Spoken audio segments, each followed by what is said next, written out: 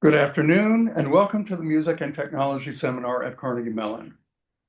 Gesture, language, sound, and music have both primordial and current connections to each other. Kat Mustatea, our guest today, has investigated and nudged these connections in her research and in her creative performance art, dance and choreography, sound, including vocalization created in a variety of unexpected ways, and technology to bring all these elements together. Please welcome Kat Mustatea to the Music and Technology Seminar. Yay. Hello. Thank you for that introduction. Thank you for having me here. It's a pleasure. I'm going to show you my instrument, BodyMouth. Well, first, let me just tell you a little bit about where I come from. I can just get things to move along here. So I identify as a transmedia playwright and artist. What that typically means is that I use language as a medium and live art as a medium.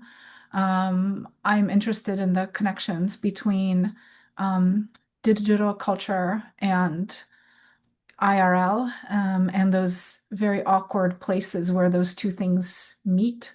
As a playwright, I've written plays about people turning into lizards, about a one-eyed cyclops that has it falls in love with a woman and who is not interested in her and tries to get a second eye implanted in his head in order to be beautiful to her and to fit in.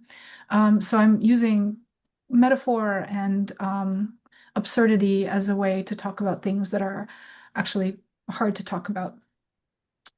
So some of the things I've done, Lizardly in 2021, sorry, was a mixed reality performance, a mixed reality play, a drama about people who think that they're turning into lizards.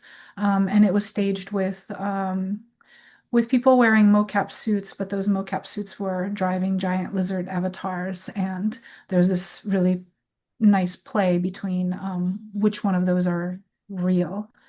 A linguistic bestiary of Oyster Island. I am developing languages for creatures that are halfway between transforming from human to redbeard sponges and clams. Voidopolis, which came out in 2023 through MIT Press, is an augmented reality book that is made to disappear. I'll let you look it up to explain what that means. Now this, BodyMouth. It's the result of about 3 years of research. When I started, as I said, I identify mostly as a playwright. I do tend to work in live performance. I didn't identify as an instrument builder, didn't know the first thing about sensors, but I just had this one notion that I couldn't get out of my brain, which is if I put sensors on a dancer's body, could I get the data from those sensors to resolve not into sound and music and not necessarily into visuals of some kind, because I had seen those kinds of projects already done, but could I get it to resolve into language? And I could not let this idea go, which meant that I had to learn all about things like speech synthesis and sensors. So I'll just show you like a bit of an overview for how it works so that you get some of the texture of how the sensors then resolve into sound. I'll make everything bigger.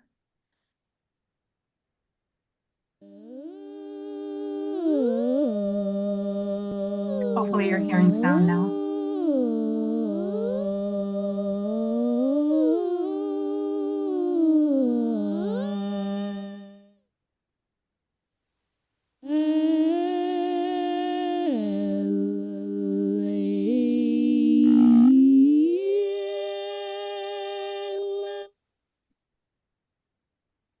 We are placing trackers on a dancer's body, and as they move, the precise spatial data is mapped via custom software to a series of values in a vocal synthesizer. the dancer pronounces words phoneme by phoneme by performing specific gestures in sequence.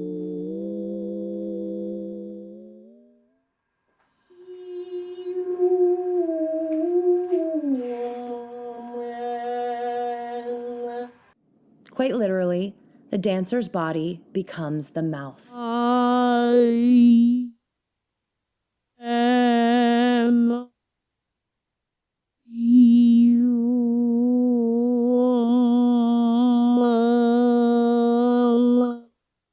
All of speech is a series of frequencies. A, E, M, S. We are using the same technology as in modern voice assistants, like Siri or Alexa, except we have to render those frequencies in real time. The mechanics for speech production are completely different from the mechanics for movement. So the real challenge here is a design problem of mapping two musculatures that are completely unalike. There was a lot of trial and error. Is that all? That's all, right? The oral cavity is on that hand. The vowels are on that foot. A good mapping is intuitive, logistically possible for the dancer, and makes for dynamic and expressive gestures. Do I make sound by bringing my hands together or my feet apart? Change the mapping and you change choreography. Each unique body might have their own voice in a unique configuration.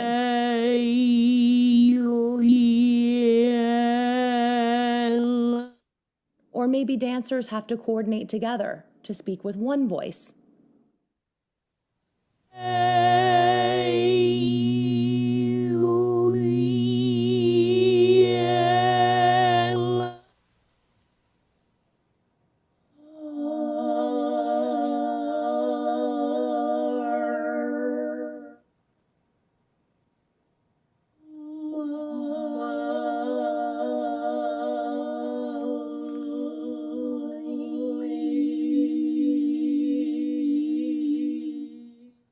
Every design choice is also an artistic choice that opens up a brand new set of expressive possibilities.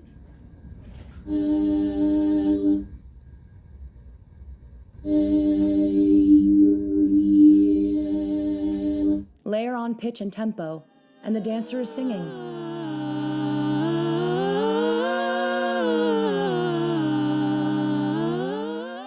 It's an extraordinary kind of body augmentation. You become your own tongue, larynx, lips.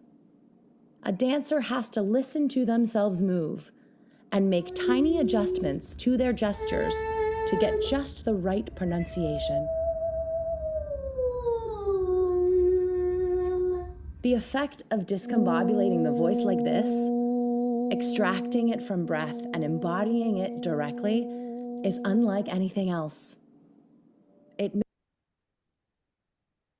Okay, I think this should be good. It gives you a good overview, and I will do my best to come out of this without messing up your view.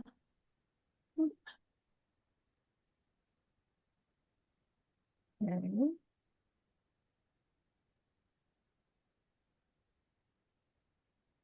Okay.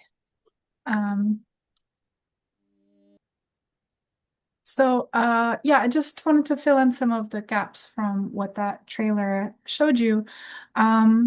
So to begin with, as I said in the trailer, this was really a design problem, and it had multiple pathways. It was my very first, very awkward understanding of how the mouth works and how the vocals work was pretty primitive, and I finally conceptualized one simple idea, which is, oh, vowels are the result of the width of your tongue in your mouth plus how far front and back you put your tongue in your mouth, more or less. And so I was like, okay, I understand that it's an XY axis. Why don't I put it on my hand? Then I could basically, go around going I, O, for vowels. And I did that. I put it on the performer. And it was really boring because the poor performer is just standing around going like this.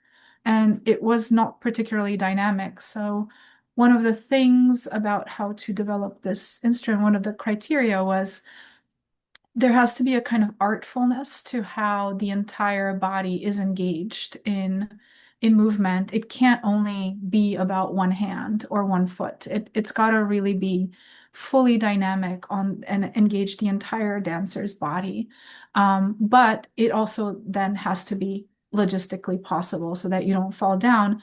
And then also it has to be that a performer can easily access any combination of vowel and consonant in tandem, um, in order to quickly move from one phoneme to another. So in order to formulate a phoneme, any phoneme to begin with. And so I'll say more about that, but um, the other nice thing about like the video that I just showed, it's only a year and a half old, that video, but in the meantime, this instrument has become more and more beautiful because we've been able to take the underlying speech synthesizer, which was not particularly beautiful. It's got like a very croaky, like guy voice. It was modeled on a guy, and so it's very hard then to take that voice and pitch it upwards and still retain that like beautiful resonance. So even getting it to like the higher female registers, because also artistically, when I set out to do this, I said I want to make beautiful resonant East European voices, like those East European female harmonics. That's what I want. And that's been a long process of working and fine-tuning both the pronunciation, but then also like the timbre and the qualities of the voices that are possible. I think you probably have a lot of questions, which I think will help articulate more about the instrument, but just to briefly talk about how, when I was thinking about how to articulate every single phonetic possibility in any language, I was thinking a lot about how do I render like vowel consonant pairings. So if I can make a ma, and a ma is a gesture like this, then that would mean that maybe the opposite gesture, am, would have to also be possible. If I can make a ma and that's what a ma is, then does that mean that this is a me? So figuring out how to move through ma, mi, mo, mu, but also the exit consonant, im, om. And then actually, you think about it, it's actually, you ought to also be able to articulate an entry consonant, a vowel, and any exit consonant. So it's mom, meme, but also mon, mean, meal. So how do I get a performer to be moving through all of those in a way where they can actually reach, where it's on their body? I also wanted to pay attention to things like I would like to be able to render diphthongs. So that means necessarily, and by anyone who knows anything about how we make vowels and consonants knows that while consonants might be partially discrete, vowels are a kind of continuous space. There are no such things as absolute vowels, and many different languages have many different places on what I call a vowel space where they recognize a vowel, but that space is actually continuous. So I would like to be able to move from an ah to an e to say I. And then the last part, number 3, I would want to be able to render consonant pairs. So st, st together, sta or sti, or as, ats, or east, eats. Sorry, and I think I was successful in doing 1 and 2. I'm still working on 3. I think we've gotten to a really good place. So there's now that option, but it's not as universal. So there's only a couple of pairings like that I can do right now. But I think I know how to keep working on it.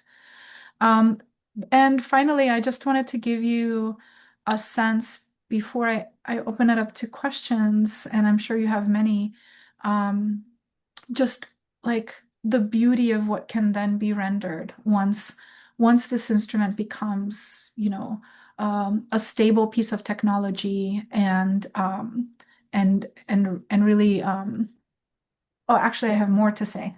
But I'll leave it for the questions. But right now, I'll just play you this excerpt um, from a performance we did. What you're listening for is the phrase "alien" and "voices." So this short work is called "Alien Voices," obviously. You'd be listening for things like every once in a while, the performers don't completely um, pronounce everything correctly. And the difference between a pronunciation and a mispronunciation is really just it could be an inch in space where the performer has put their hand or their foot.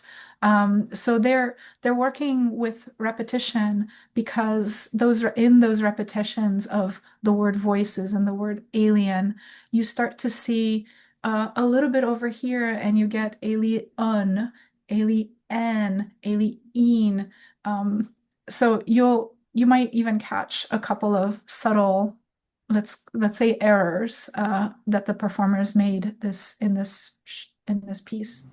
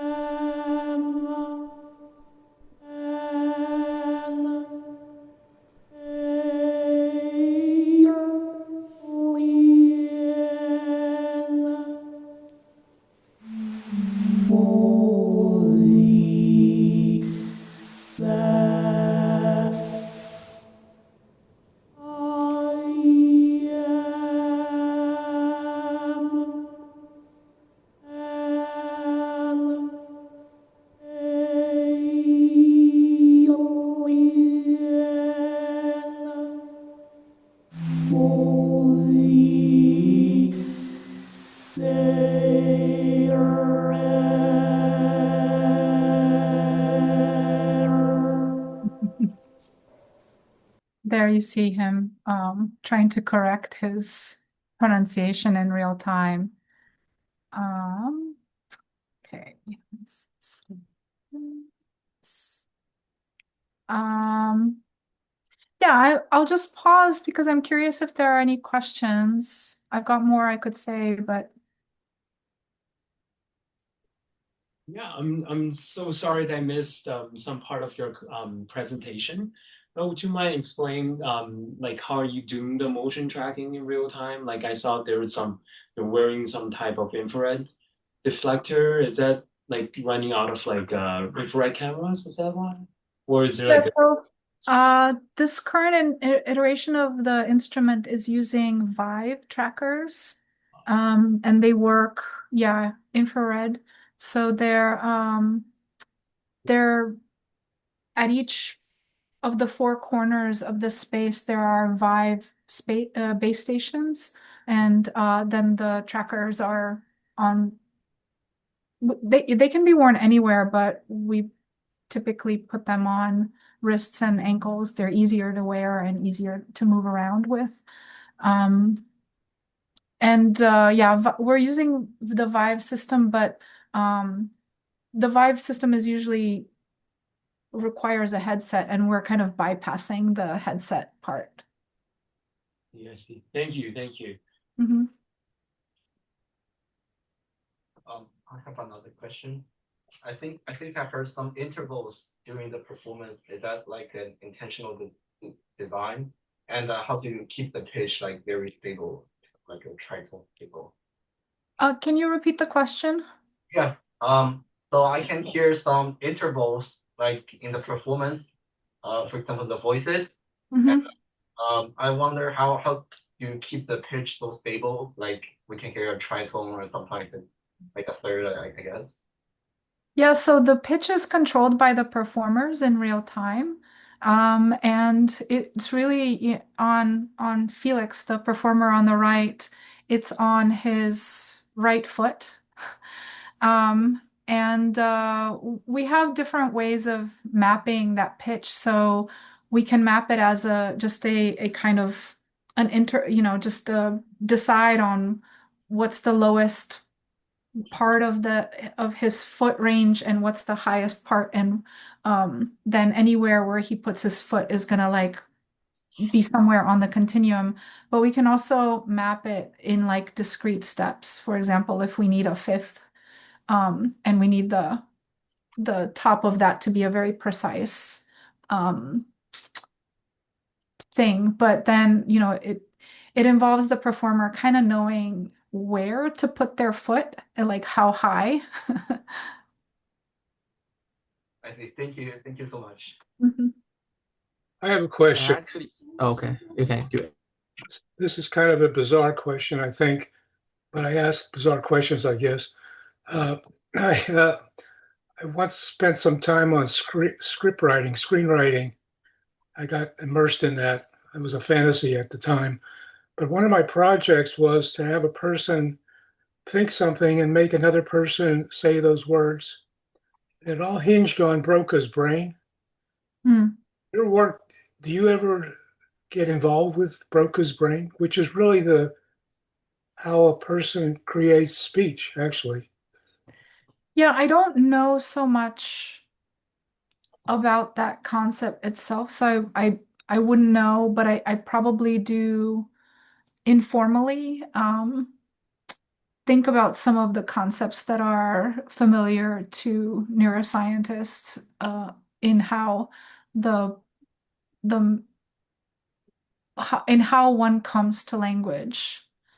So I don't totally know how to answer your question, but I see that there's like these very interesting and eerie things that happen for the viewer when you are watching an articulation that you understand to be coming to be inside your mouth. So you have a kind of empathetic response to that articulation, but it's happening somewhere else on your body, and you're having an empathetic response to that articulation as well, but it's like you're discombobulating your empathy mechanisms for what you think something should correspond to.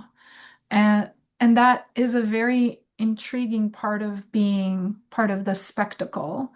But then I've also noticed how the dancers themselves go to this process when they're learning how to operate the instrument that is intriguing in its own right. So just to off the top, they're being asked to listen to themselves move, and that's not something that is part of their training. Like that just completely uh, reconfigures how they're thinking about the training that they've had as dancers and the understandings that they have.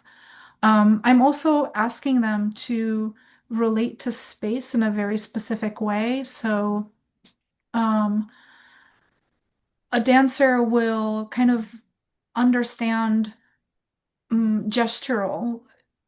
A dancer usually understands things gesturally. For example, to make the word I know that I have to move from ah, which is on this side of my body, to e, which is on this side of my body. So I just have to drag through space and go I.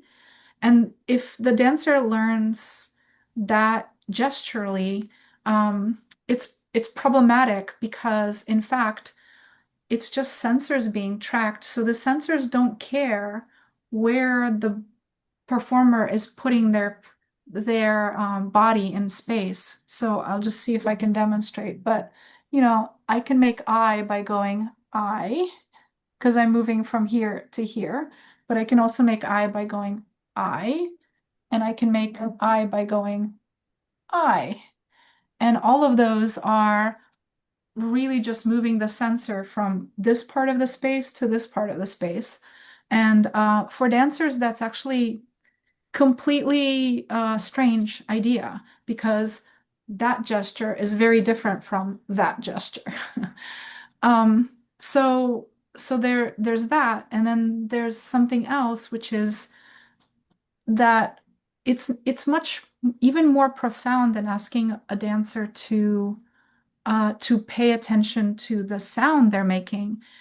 They're having to pay attention to language, and that's you all who are neuroscientists would have to tell me what that means, but I believe it's probably even a different part of the brain, sound versus language, or an overlapping part of the brain. But you're kind of accessing a very specific region for the dancer. Not every dancer can do this in real time. Like some dancers just can't get there because how they're thinking about their own movement in space and durationally is just too unfamiliar to them. Thank you. Mm. We had a question in the chat window. I don't know if you can see. Will you read it to me? Yeah, so Professor Sullivan asks, are these professional dancers or students? Question mark. Are you looking for dancers with a comfort zone for working with technology, or was that not a concern? And then he says, I guess I'm asking if there's a certain skill that some of these dancers have that allow them to interact in this way better with the technology. Yeah. So in fact, they're very professional dancers, not students, although that isn't being a student dancer isn't like doesn't mean that you wouldn't be able to be really good at this. I had this problem early on when I started to look for dancers to work with, that I wasn't sure what skill set I was auditioning for. And it's still not clear to me how to articulate the skill set I'm looking for. So what that means is that auditions, I've over time now, I've developed a process for auditioning people. Um, as far as just skill, I'm not necessarily looking for people who have any familiarity with technology. It doesn't necessarily help. Um, but I am looking for the kind of dancer that has typically like a very specific, very precise movement training. Usually ballet training is very helpful, but I could also imagine, gymnastics training. Those kinds of precision training seem those dancers seem to do much better than, for example, dancers who are like more intuitive. I think it's got something to do with the fact that through that training, you get very good at being quite precise about just like musculature and how you articulate every muscle and joint in your body. but that isn't the only qualification. So then, once I get a dancer an audition, they've got ballet training, I think they'll be great. You have to like put the instrument on them and try to get them to move through a word of some sort. And you see, and it's always very awkward. It's always like difficult for the dancer, but those who can kind of orient themselves within like that first 30 minutes to an hour that I spend with them are usually then the ones who end up being very good at the instrument. So I've kind of gotten used to now figuring out how to spot that potentially this performer could handle what's coming. I see a hand up. That would be mine. Yes. Yes, I'm Rich Stern. First, I really want to congratulate you. This is the movements were stunning, and the vocalizations were very, very expressive. Mm. And I wanted to apologize if this question's already been asked. I had to step out for a moment or two, so it might have been. But I'm wondering, can you say a little bit more about how you synthesize the speech? Are you controlling formats or something related to that? Yeah. I'm curious. So we do control formats now. The very first thing the very first speech synthesizer I used is an open source called Pink Trombone. Everyone loves that thing. It's pretty old, and it's not a great speech synthesizer. Like there are much better ones out there, but what's good about that one was that it was really doing speech synthesis in real time. So that was the big deal. If you think about it, Siri and Alexa are not speaking in real time. They need like a second or two to compute an entire sentence and spit it out at you. And for me, it was really important that there's like a very precise alignment of visual and the sound being produced. And they're also working from concatenative synthesis. And a big problem with that has always been the transitions from phoneme to phoneme, which you're probably not going to capture gracefully in movement as you're doing. Yeah, yeah. And so the underlying technology is still actually Pink Trombone. It's not great at pronunciation. Like there's been great advances in just pronouncing consonants. So it's still like a bit clunky in that sense. But what we did though is take that underlying speech synthesizer and really rip apart the code, do a few like layers of processing to make the vocals more beautiful, but then also to really dig into the pronunciation there. We were mentored by a researcher from Germany who did a PhD in speech synthesis. And we now have this new technique for getting even better pronunciation.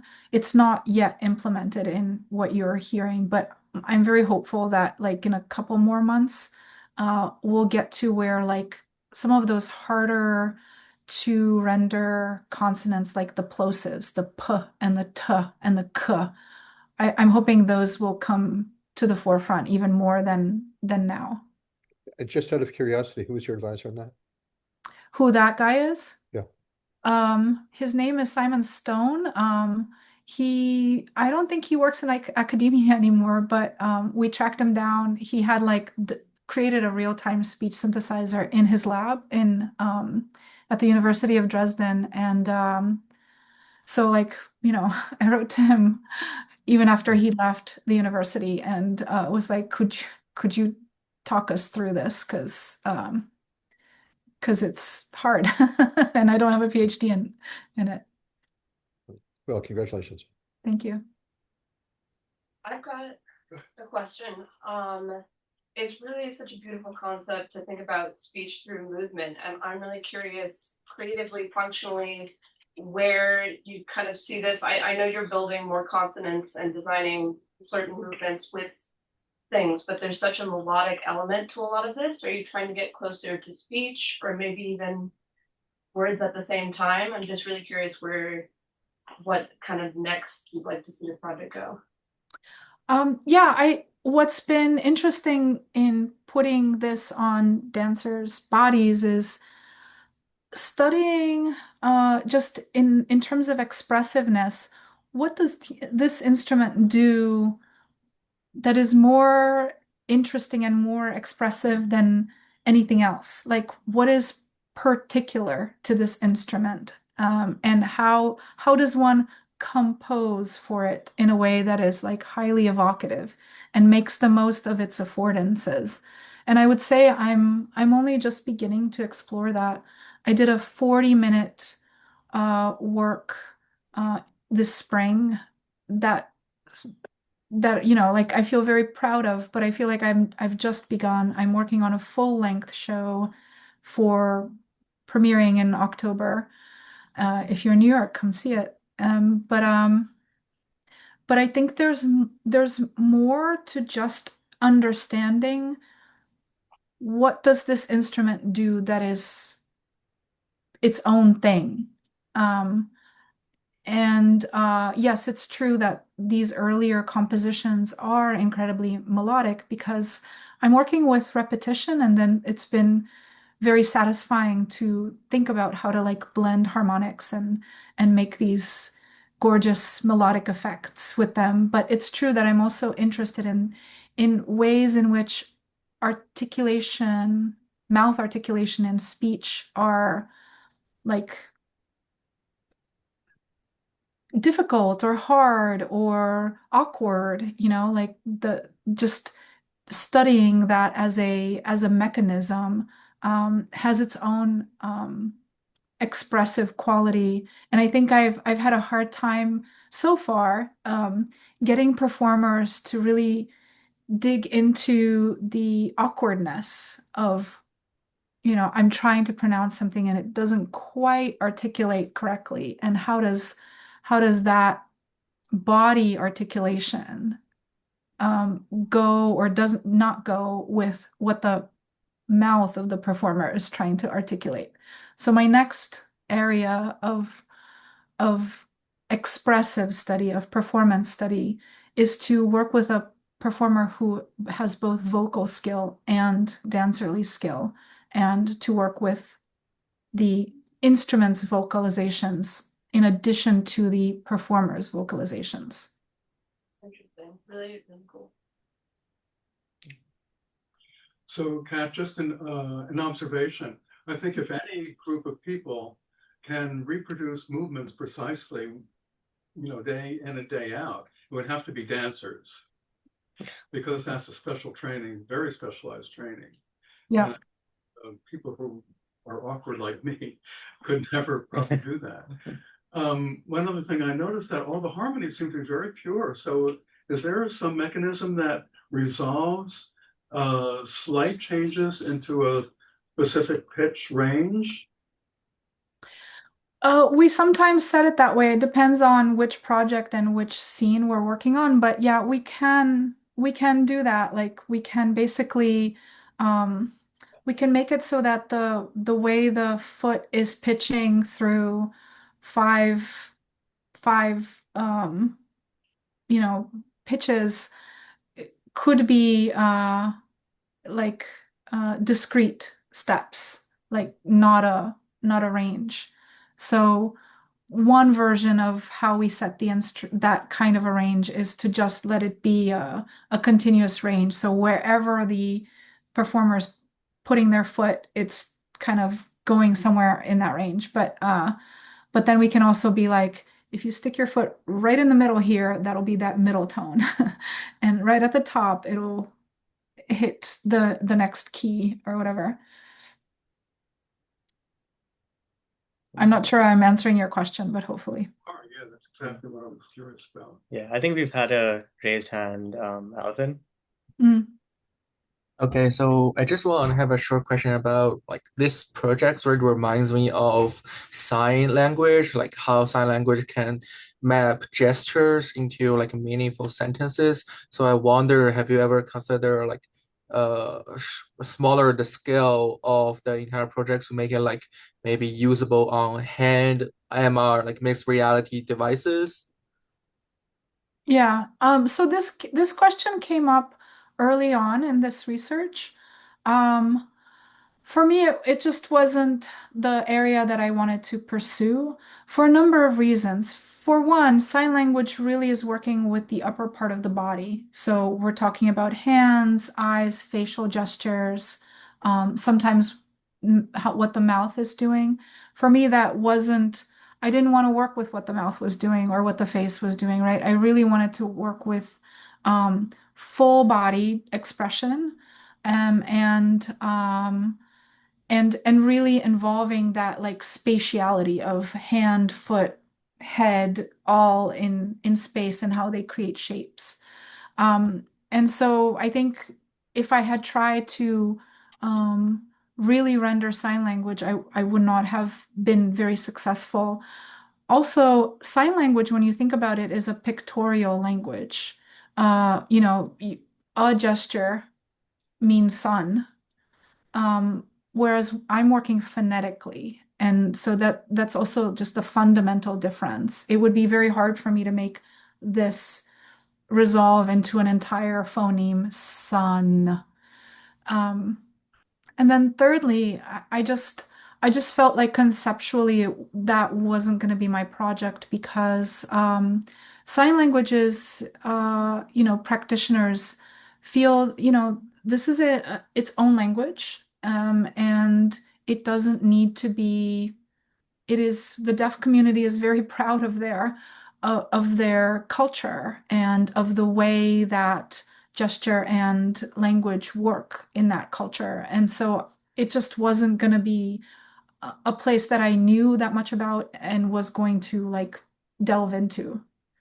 Oh, sorry, I might not phrasing my question in a great way. So what I Oh, meant is, would you like to like not just mapping sign language, but like cover the same idea of like the spatial changes, but just to make it more feasible in maybe just fingers. So mhm. like people can get to know and get to train on this instrument without like a professional dancing background. So like more people, Mm. maybe even with disabilities, can still take a try on this instrument with stress of their like maybe arms, upper body, because these dancers are pretty professional and they have these skills that I think most people don't actually able to do, like stay balanced on these special positions.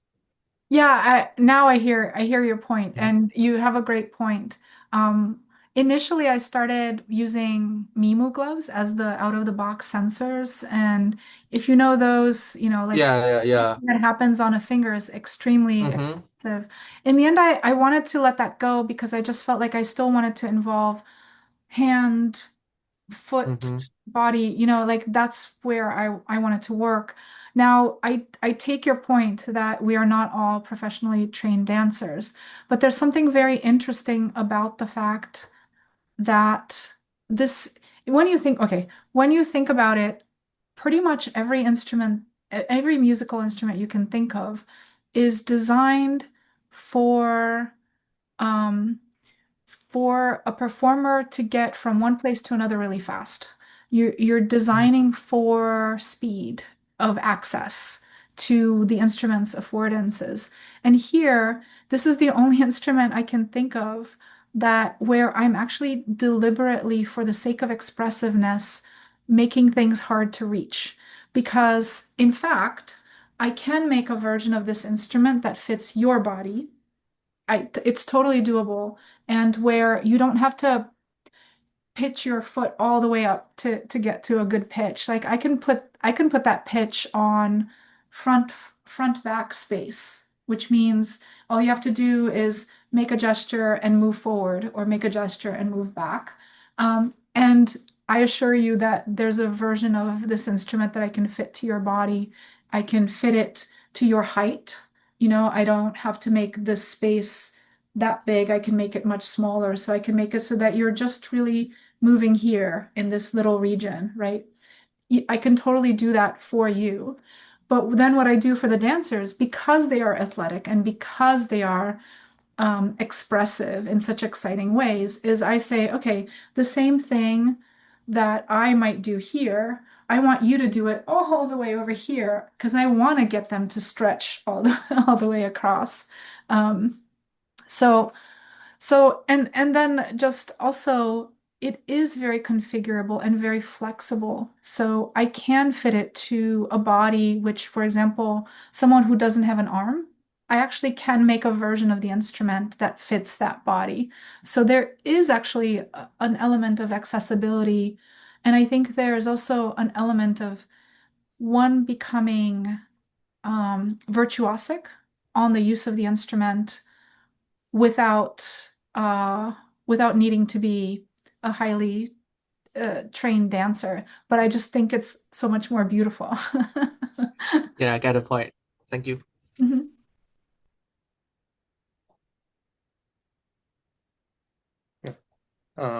I had one question, kind of about coming back to the sensors themselves. Um, I was just wondering how, when you got the initial data from the sensors, how noisy were the kind of the signals that you were getting? Did you have to do a lot of like filtering and stuff like that to get them into like a usable state? Um, No, it's the advantage of taking sensors out of the box is that, the Vive system's pretty good. It's pretty accurate. It's also very lightweight. I deliberately, because of previous experience on a different project, I deliberately did not want to use a mocap system. I don't know if you're familiar with those, but they're very expensive. I don't remember how much like $50,000. And it was like if I use those sensors or those body suits, I am just dooming myself to only being able to ever perform in spaces that are outfitted with mocap capabilities. So I want to perform in any theater that I walk into. So I deliberately looked for sensors that were going to be very lightweight, very easy to configure, very like they work really well. So I didn't have any of those troubles. And I did think about wouldn't it be great to make my own bespoke sensors? I mean, to really like delve into that world. And I think if I end up working with someone who really is an expert sensor builder, um, that would be wonderful to have. But I was trying to solve a different problem, and I just wanted like that step of the sensors themselves to be pretty easy. right, fair enough. Any takers on that one? Have I what? I'm asking if there are any takers on that. Yeah, I mean, the other thing that I just wanted to very just touch on is that when you think about the um, the fact that every word has a distinct shape and space that the performer is creating, and then some of those shapes and space can be articulated by different performers in different ways. What you end up really talking about is that if you're tracing those shapes out into three-dimensional space via, for example, VR, what you're ending up with is ultimately a system of writing because every shape is distinct. And so I started, another area of research to answer that previous question is to start looking at these traces themselves, these three-dimensional objects that are created by tracing out that shape, as a form of simultaneous writing, simultaneous to the articulation of the speech. So I'm both writing and articulating the sound of the word. And I'm not sure if I have a demo. This might drop. It might not work. Are you able to see this? Yeah, we can see Yep. it. Okay. Just this, the rough and red, like the rough version of this, but the performer is about to say, I think, to be alone among so many voices. I don't remember what the phrase is.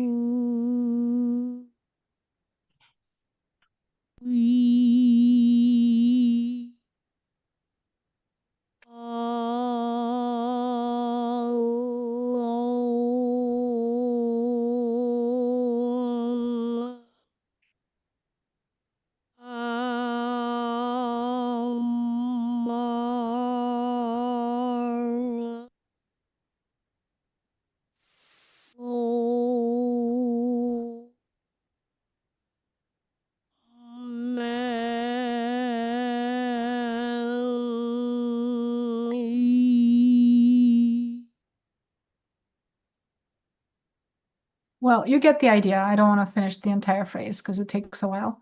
But all this to say, another area, if there are takers, is to really be playing with the visuality possible here. And I like to open up I think it opens up a whole other area. In addition, I think another area is to continue to dig into the idea of vocal effect, or like the quality of the voice possible. We'd been floating around this idea, like, what if we feed what is effectively a trombone sound? Can we like create trombone speech? And could we make it like really both sound like a trombone, but also have this like meaty human quality? Like, the other joke that gets around the rehearsal room often is like, I'm trying to not make things sound too processed. I really want want the instrument to sound a lot like it's being produced by a meaty by meat, like the sound is passing through meat, so it has that like that quality that is a little bit different than processed sound.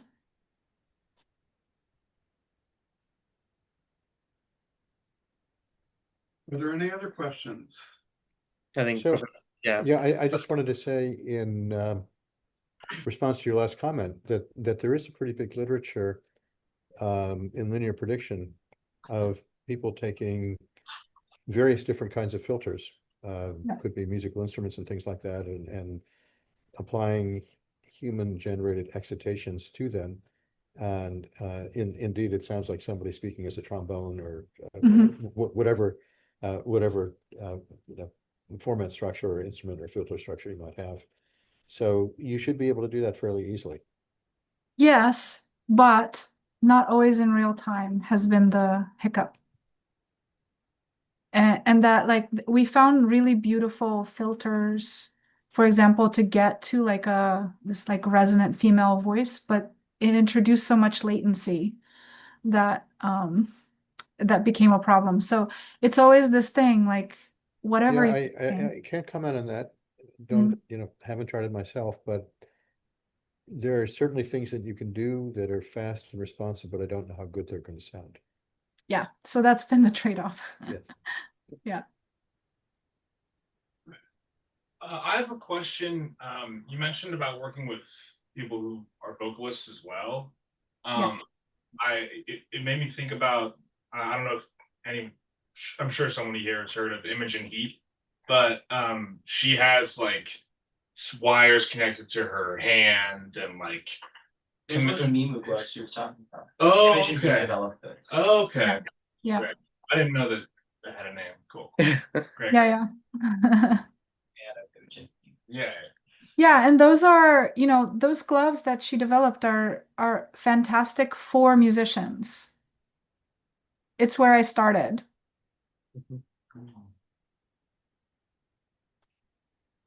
But I was like, no, it's got to be good for dancers too. I had a question. So, I mean, I have a lot of questions, but I'm trying to decide which one I'm sort of like most curious about. But I was curious about the different iterations of the models that you're using for each dancer or for each piece, and if you have an idea for like do you have an end goal for what you want this model to be like? Do you want it to be able to synthesize any word or any phrase with just one like collection of movements?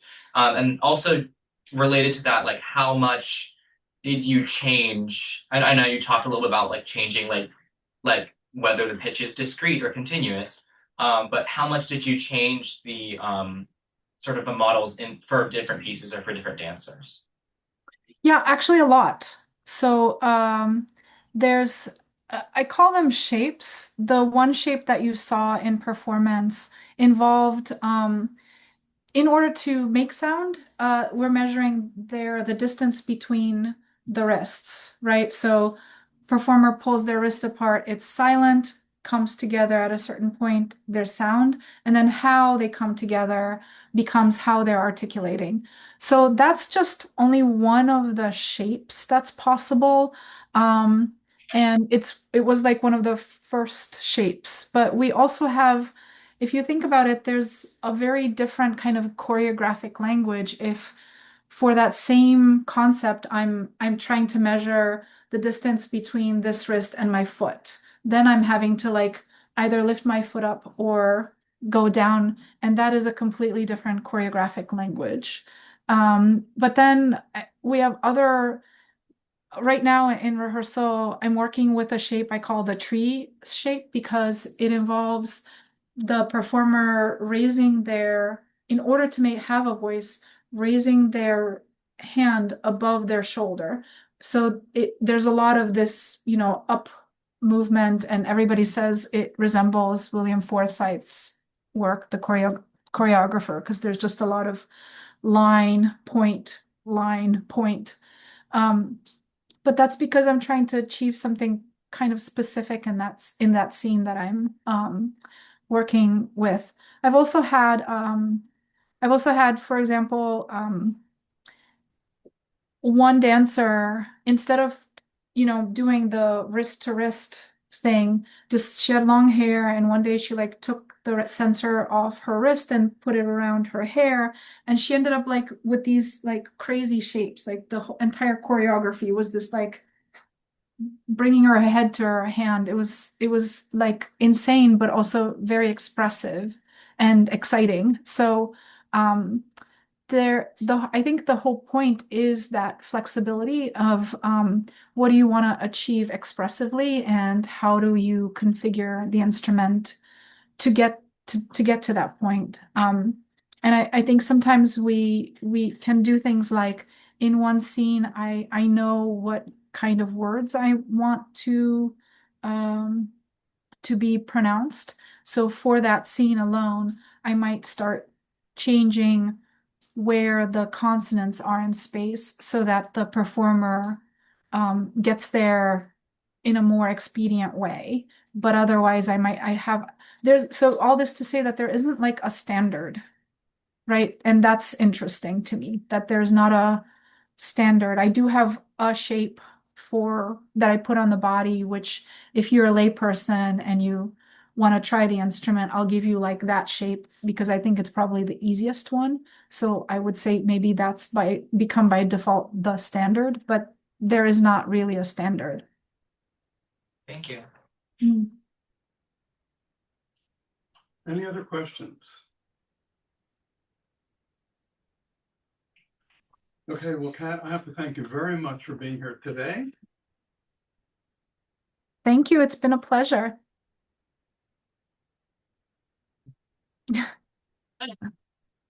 Yay. Anyone has any questions that they want to communicate with you directly? Is it okay? Yeah, I can drop my email in the chat. Is that helpful? Sure. Yes. Thanks, Kat. That was really interesting. Very, very cool stuff. Thank you for listening. Thank you for all the great questions as well. Well, thank you for being Thank here. you. Yeah, Yeah, thanks. thank you again. Deacon, thank you.